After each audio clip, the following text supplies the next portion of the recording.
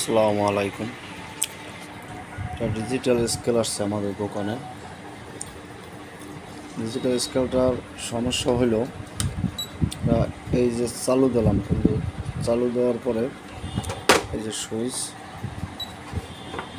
চালু দেওয়ার পরে এটা এই যে লাফাচ্ছে, হালকা করতেছে, কিন্তু এইটা আরও লাইট জ্বলার কথা, ক্লিয়ার আসার কথা, কিন্তু আসে না।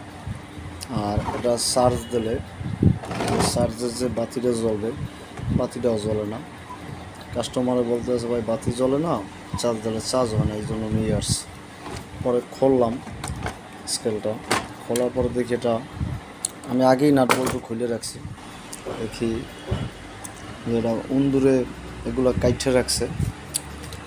পরে এই মাদারবোর্ড থেকে এই ক্যাপাসিটারটা চেঞ্জ করলাম।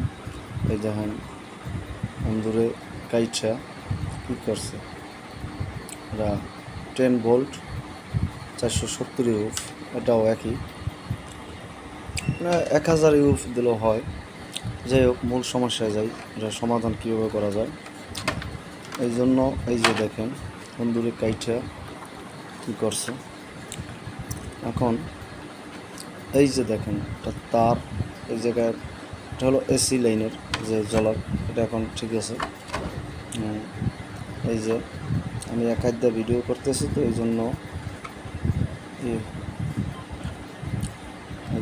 এই যে তারটা পাইছি, এই যে এই তারটার সাথে একটু পেঁচিয়ে দিলাম।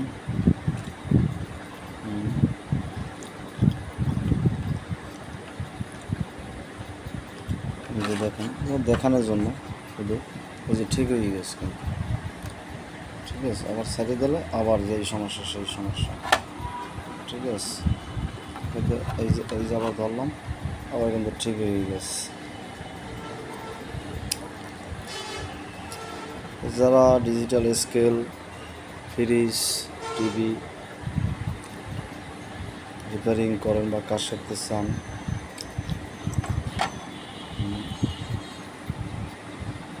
এই ধরনের সমস্যা যদি পড়েন, এইগুলো ঠিক করলে ঠিক হয়ে যাবে ইনশাআল্লাহ।